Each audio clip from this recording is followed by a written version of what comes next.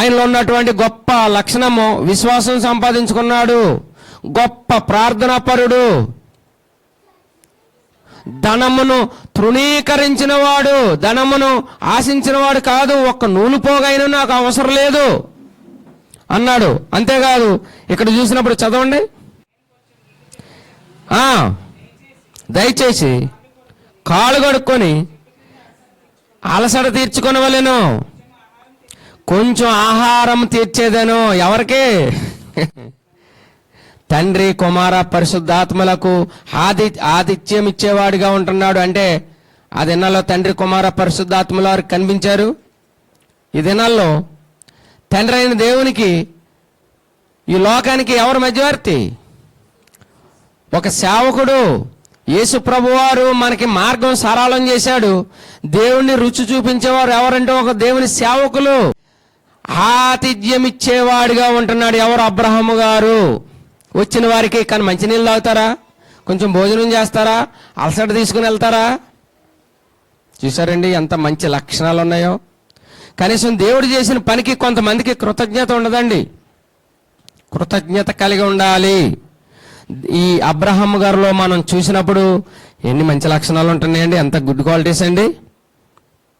అంతేకాదు ఇంకొక మాట చూపిస్తున్నాను చూడండి, ఆది కాండంలోనే చూపిస్తాను. ఆది కాండము 22:1 చదవండి. ఆ సంగతులు జరిగిన తర్వాత ఎట్లనగా నాయనా అబ్రహమా, ఆయన చిత్తము ప్రభువా నేను. అప్పుడు ఆయన నీ ఒక్కడై ఉన్న నీ కుమారుణ్ణి అనగా నీవు ప్రేమించు ఇస్సాకును. ఇక్కడ కొంచెం ఆగాలండి, లేకపోతే అర్థం కాదు మీకు. లేక లేక ఒక కుమారుడు పుట్టాడు. లేక లేక ఒక కుమారుడు పడితే ఇప్పుడు కన్ను లేని వాడికి కన్ను విలువ తెలుస్తుంది, చేయి లేని వాడికి చెయ్యి విలువ తెలుస్తుంది. కుటుంబంలో ఎవరన్నా లేకపోతే వారి విలువ తెలుస్తుంది. కానీ లేక లేక ఒక కుమారుడు పుట్టాడు. ఎవరికి? అబ్రహాం గారికి. నీవు ప్రేమించుచున్న నీ కుమారుణ్ణి అంటే ఎంత చక్కగా లేక లేక పుట్టిన కుమారుడి మీద ఎంత ప్రేమ ఉంటుందండి తల్లిదండ్రులకు ఉంటుంది. దాన్ని మనం తీయలేం. అంటే దేవునికంటే ఎక్కువగా ప్రేమిస్తున్నాడేమో ఈ కుమారుణ్ణి. అందుకనే ఈయన విశ్వాసమును పరిశీలన చేయడానికి విశ్వాసంలో నెగ్గుతాడో నెగ్గడో అనుకున్నాడేమో, మరి విశ్వాసాన్ని పరీక్ష చేస్తున్నాడు అన్నమాట. అంటే నీవు ప్రేమించుచున్న నీ కుమారుణ్ణి తీసుకొని అమోరియా దేశమునకు వెళ్ళి అక్కడ నేను నీతో చెప్పుపోవు పర్వతము మీదకి ఒక దాని మీద అండి. అసలు ఈ ఎత్తైన పర్వతం ఎక్కించటం అంటేనే ఒక లెసను. ఎక్కడికి తీసుకెళ్ళాడండి? ఎత్తుకుని తీసుకెళ్ళాడా? లేదు, కూడబెట్టుకుని తీసుకెళ్ళాడు. కూడబెట్టుకుని తీసుకుని వెళ్ళి నేను చెప్పబోయే పర్వతం మీదకే వెళ్ళాలి. మరి ఎక్కడికి వెళ్ళడానికి వీలేదు, ఒక ఆజ్ఞ. అక్కడికి తీసుకెళ్ళాడు. అక్కడ దహన బలి అర్పించము. ఎంత బాధ ఉంటుందండి, ఎంత ఏడుపు ఉంటుంది. అయ్యో 90 సంవత్సరాల తర్వాత లేక లేక ఒక కుమారుడు పడతా, కుమారుని కొండ తీసేసుకుంటే ఇంకెలాగా, నేను నీ భక్తి చేయను, నేను ఏమీ చేయను అని అన్నాడండి. ఎంత తగ్గించుకున్నాడు. నిజంగా చదవటానికి చాలా ఈజీగా ఉంటుందండి. ఆయన యొక్క విశ్వాసం చూడండి ఎంత చక్కగా చెప్తున్నాడో. వెళ్ళాడు, ఎనదీయలేదు, పడుకోబెట్టాడు. కత్తిని పైకి ఎత్తే వరకు అలాగ చూచాడు. ఈ లోపల దేవదూత వచ్చి అబ్రహమ్మా అబ్రహమ్మా నువ్వు నిలుము. కాబట్టి ఆయన విశ్వాసమును పరిశీలన చేసి నువ్వు విశ్వాసంలో నెగ్గావు. తన్ను తాను విధేయుడిగా ఉంటున్నాడండి. ఇక్కడ మనం తెలుసుకోవలసిన విషయం ఏంటంటే ఈ అధ్యాయంలో 19 వరకు మీరు తర్వాత చదువుకోండి. ఎంతో విధేయత అక్కడ కనిపిస్తుంది. దేవుడికి లోబడిన వాడిగా. ఇదేనాల్లో దేవునికి లోబట్టం లేదు, కుటుంబాల్లో పెద్దలకు లోబట్టలేదు, రెస్పెక్ట్ ఇవ్వట్లేదు. కానీ ఇక్కడ ఇసాక్ గారు తన తండ్రి అయిన అబ్రహాం గారికి విధేయుడిగా ఉంటున్నాడు. తండ్రి నేర్చుకున్నటువంటి విధేయత, తండ్రి నేర్చుకున్నటువంటి ఆ తగ్గింపు జీవితం ఎవరు కలిగి ఉంటున్నారండి? ఇసాకు కూడా కుమారుడు కూడా కలిగి ఉంటున్నాడు. ఇది నాలో బిడ్డల్లో కనబడట్లేదు, అలాగా మాట అంటేనే సహించుకోలేకపోతున్నారు. బిడ్డలు తల్లిదండ్రుల మాట వినాలి, తల్లిదండ్రులకు లోబడ ఉండాలి. అలా ఉండాలంటే ఎలా పెంచాడండి బిడ్డని? విశ్వాసంలో పెంచాడు. తన్ను ఎలాగైతే తగ్గించుకున్నాడో కుమారుడు కూడా అలా తగ్గించుకునేవాడుగా ఉంటున్నాడండి. ఎంత బ్యూటిఫుల్ ఫ్యామిలీ అండి, మంచి కుటుంబము. అలాంటి కుటుంబాలుగా మన కుటుంబాలు ఉండాలా. గొడవలు ఎందుకు వస్తాయి? ఎందుకు శోధనలు వస్తాయి? శోధన జయించిన వాడే నా వాడు అంటున్నాడు. ఆయనలో ఎన్ని మంచి లక్షణాలు ఉన్నాయండి. అంతేకాదు ఇంకొక మాట చూపిస్తున్నాను చూడండి. 11 ఎబ్రిల్కి రాసిన పత్రిక 11:8 చదవండి. ఇక్కడ ఏం చెప్తున్నాడు? అబ్రహాము పిలువబడినప్పుడు విశ్వాసమును బట్టి ఆ పిలుపునకు లోబడి ఉన్నాడు. అంటే తగ్గించుకున్నాడండి. నిజంగా ఎంత తగ్గింపు జీవితం అండి. అలాగా ఎవరు తన్ను తాను తగ్గించుకుంటున్నారో వారు హెచ్చించబడుదురు. ఈయనలో ఉన్నటువంటి ఇంకొక మంచి లక్షణం చూపిస్తున్నాను చూడండి. యెషయా గ్రంథము 41:8 నుంచి, నా సేవకుడు అయిన ఇశ్రాయేలు, నేను ఏర్పరచుకొనిన యాకోబు. ఇక్కడ చూడండి, వాళ్ళేమో అలా పిలిచాడు, ఈయన ఎలా పిలుతున్నాడు? మన స్నేహితులు ఎవరండి? నా స్నేహితుడు అయినా అబ్రహాము. గత దినాల్లోనూ కూడా స్నేహితుల గురించి విన్నాం. మన స్నేహితులు ఎవరు? ఇప్పుడు ఒక తల్లికి పుట్టిన వాళ్ళు ఇద్దరు ఏమవుతారండి? మీకు అర్థం అవడానికి చెప్తాను, అన్నదమ్ములు అవుతారు. కానీ స్నేహితులు అంటే దేవుడు చేసినవాడు కాదు, మనం ఏర్పరచుకుంటున్నాం. స్నేహితులైన వారిని మా బెస్ట్ ఫ్రెండ్ అండి, మా బెస్ట్ స్నేహితుడండి. స్నేహితుడైన వాడు తన కొరకు ప్రాణం పెట్టేవాడే గాని కీడు చేసేవాడు స్నేహితుడు కాదు. మనం ఎవరితో స్నేహం చేస్తున్నాం, ఎవరితో సహవాసం చేస్తున్నాం గత దినాల్లో మనం విన్నాం. కానీ ఇక్కడ దేవుడు ఎంత చక్కటి మాట చెప్తున్నాడండి. నా స్నేహితుడు అయినా అబ్రహాము. అబ్బా, మనం దేవునికి స్నేహితులుగా స్నేహితురాలుగా ఉండాలండి. మనలో ఎవరైతే దేవుని యందు విశ్వాసం ఉంచారో, ఎవరైతే దేవుని యందు భయభక్తులు కలిగి ఉన్నారో, ఎవరైతే అబ్రహాం గారిలో ఉన్నటువంటి లక్షణాలు పొంది ఉన్నారో వాళ్ళందరూ ఏమవుతున్నారు? దేవునికి స్నేహితులు. నా స్నేహితుడు అయిన అబ్రహాము. బా, ఎంత చక్కటి మాట అండి. మరి మనము కూడా అలాంటి బిరుదు సంపాదించుకోవాలని నేను కోరుకుంటున్నానండి. మంచి పనులు చేసి దేవుని కొరకు జీవించాలని కోరుకుంటున్నామండి. మనం ఎంతకాలం ఉంటామో తెలియదు భూమి మీద.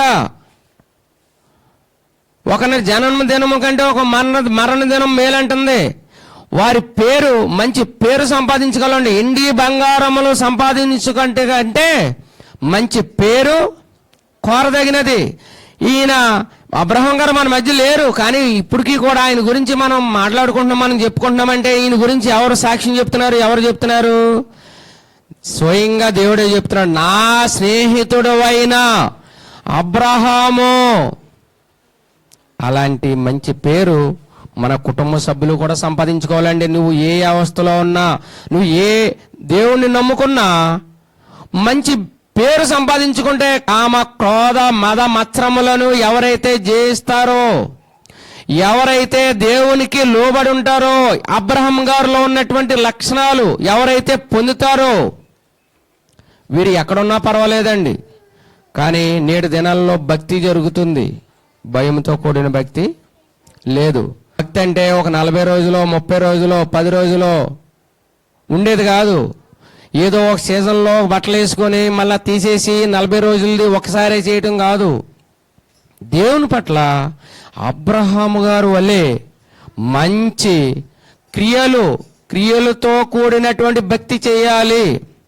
చెప్పింది ఒకటి చేసింది ఒకటి లాగా ఉండకూడదు. ఈయన మంచి స్నేహితుడుగా ఉంటున్నాడు. మంచి స్నేహితులుగా ఉండాలంటే దేనిని విసర్జించాడండి? ఇందాక మనం చదువుకున్నాం, లోక ధనమును విసర్జించిన వాడు. లోకమునైనను లోకములో ఉన్నవాటినైనను నీవు ప్రేమించొద్దు. ఆశా నిగ్రహము ఈయన కలిగి ఉన్నాడు. ఆశా నిగ్రహము అంటే, ఆశా నిగ్రహం అంటే గత దినాలను కూడా మనం విన్నాం కదండి.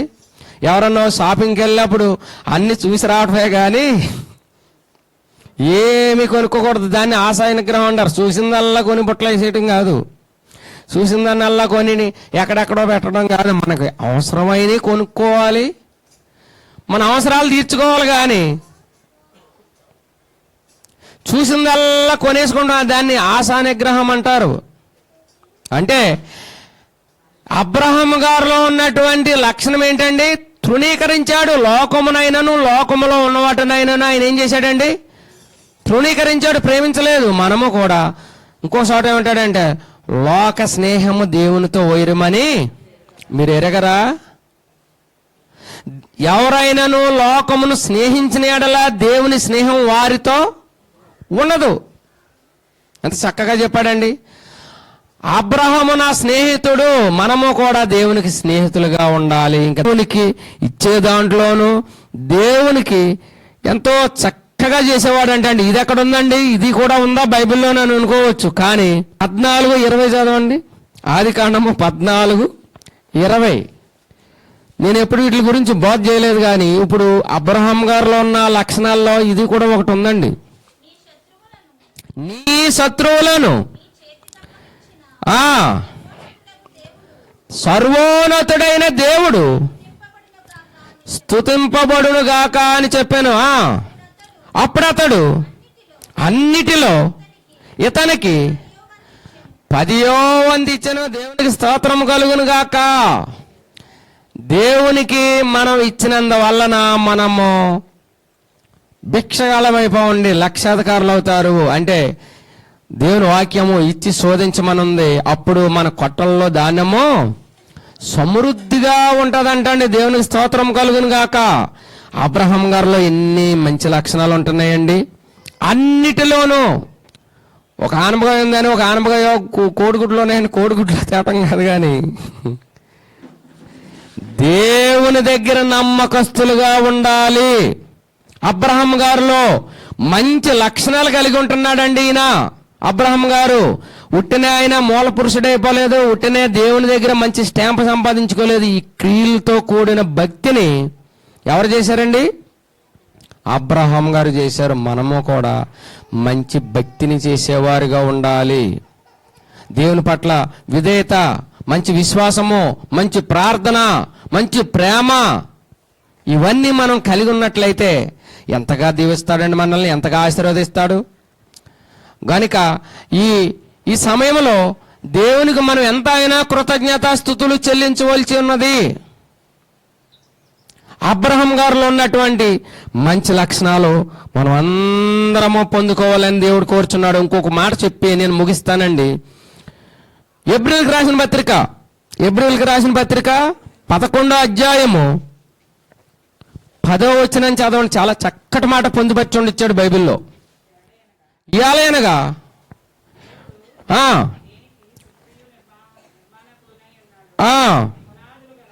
పునాదులు గల ఆ పట్టణము కొరకు ఎవరి పేరు అక్కడ మెన్షన్ చేశారండి?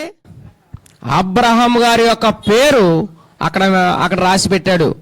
పునాదులు కలిగిన పట్టణము. ఇక్కడ ఈ లోకములో మనము ఏది కట్టుకున్నా, ఎన్ని పిల్లర్స్ చేసినా, ఎన్ని చేసినా, ఏది సంపాదించుకున్నా ఇది మనకు కూడా రాదు. ఇవన్నీ ఇక్కడ ఉండిపోయే. కానీ మనకి కలిగి ఉన్నది ఏంటండి? పరలోక పట్టణము. పరలోకములో మనకి ఏం చేశాడంటండి? పునాదులు గల పట్టణము సిద్ధం చేశాడు. యోహాను సువార్తలో ఏమో తెలిసిన గొప్ప మాట, నేనే మార్గమును, నేనే సత్యమును, నేనే జీవమును. ఎవరైనాను అబ్రహాము గారి వలె మంచి లక్షణాలు కలిగి ఉంటారో వారిని తీసుకెళ్ళడానికి మరలా వచ్చి, నేను వెళ్ళి అక్కడ వారికి స్థలము సిద్ధపరచి వెళ్ళుచున్నాను, మరలా వచ్చి మిమ్మల్ని తీసుకుని వెళ్తాను. ఎంత చక్కటి మాట చెప్పాడండి. అంటే అక్కడ పునాదులు కలిగినటువంటి పట్టణం అది. అక్కడ బంగారము, ఎండి. గత దినాల్లో మనం పరలోక పట్టణాలు ఎలాగుంటాయి, ఎలాగో గుమ్మాలు ఉంటాయి, ఎలాగుంటాయో వర్ణించుకున్నాం. అలాంటి పట్టణం కొరకు ఏం చేస్తున్నాడండి అబ్రహాం గారు? ఎదురు చూస్తున్నాడు. చుట్టాలు వచ్చినప్పుడు ఇంకా రాలేదని మనం ఎదురు చూస్తాం. కానీ అబ్రహాం గారు ఎవరి గురించి ఎదురు చూస్తున్నాడు? పరలోక పట్టణం కొరకు ఎదురు చూస్తున్నాడు. నా పిలుపు ఎప్పుడు వస్తుందా? నాకు ఏం సిద్ధపరచుండి ఇచ్చాడా దేవుడు? నా నీతి క్రియలను బట్టి, నా మంచి చెడ్డలను బట్టి, నా యొక్క భక్తిని బట్టి నాకు ఏమి ఏర్పరిచాడని ఏం చేస్తున్నాడు? ఎదురు చూస్తున్నాడు. మనము కూడా ఒక నరకం ఉంది, ఒక పరలోకం ఉంది. మంచి చేస్తే పరలోకం వెళ్తాము, చెడ్డ చేస్తే నరకాలకు వెళ్తాము అనేటువంటి ఆలోచన కలిగి పరలోక పట్టణం కొరకు మనం ఎదురు చూసేవారిగా ఉండాలండి. పరలోక రాజ్యములో మనం ప్రవేశించాలండి. మనం సిలువ పక్కన రెండో దొంగ గురించి మాట్లాడుకున్నాము. ఏమని మాట్లాడుకున్నాం? మూడు మాటలు విన్నాడు. తండ్రి, నీ రాజ్యంలోకి వచ్చినప్పుడు నన్ను జ్ఞాపకం చేసుకొనుము. అబ్రహాం గారు కూడా పునాదులు గల పట్టణం కొరకు ఎదురు చూస్తున్నాడు. మనము కూడా అబ్రహాం గారిలో ఉన్నటువంటి గొప్ప లక్షణాలు మనం కూడా పొంది పరలోక పట్టణం కొరకు మనమందరము ఎదురు చూచుచుదముగాక. ప్రార్థన చేసుకుందాం. కళ్ళు మూసుకోనండి.